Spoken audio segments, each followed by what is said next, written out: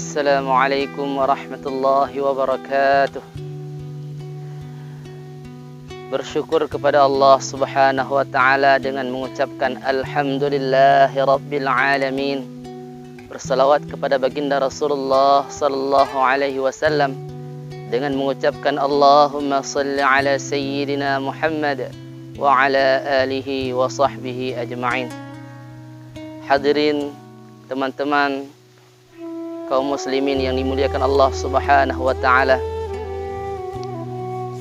Kita sekarang berada dalam bulan yang penuh dengan berkah.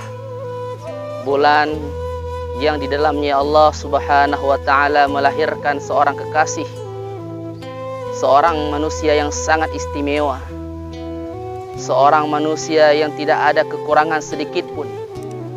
Sempurna luarnya, sempurna di dalamnya, sempurna akhlaknya, sempurna semua.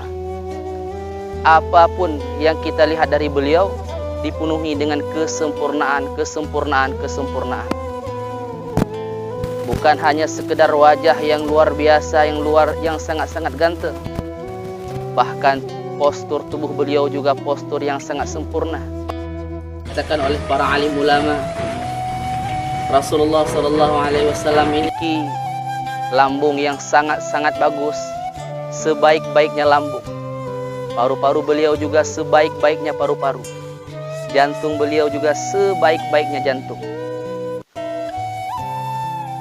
Maka kita sebagai umat baginda Rasulullah sallallahu alaihi wasallam sangat pantas dan mesti untuk berbahagia dengan sebahagia-bahagianya atas lahirnya baginda Rasulullah sallallahu alaihi wasallam di atas permukaan bumi ini, yang menjadi suri teladan bagi kita semua, yang menjadi panutan bagi kita semua, yang menjadi idola kita, artis kita, sang kekasih kita, yaitu baginda Rasulullah sallallahu alaihi wasallam.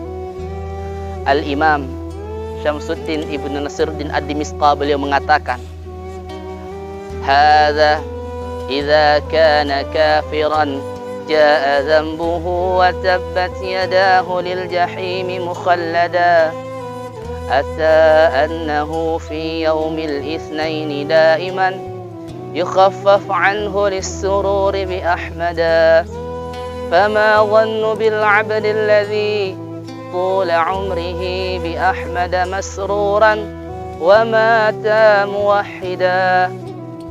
Kalau Abu Lahab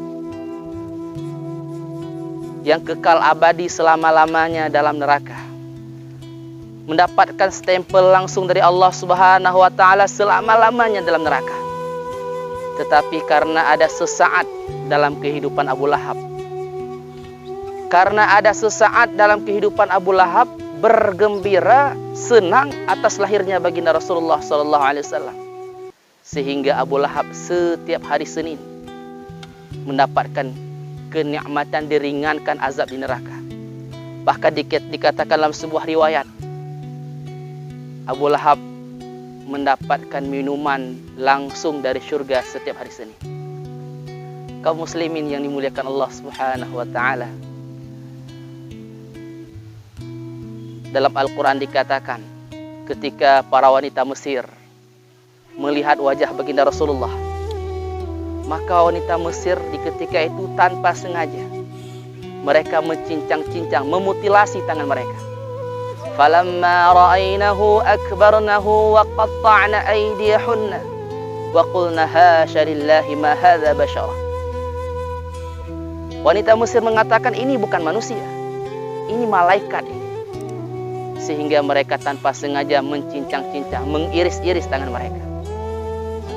Teman-teman yang dimuliakan Allah, tetapi orang yang melihat wajah Rasulullah sallallahu alaihi wasallam, jangankan tangan, leher rela putus, nyawa rela hilang demi cinta kepada Rasulullah sallallahu alaihi wasallam.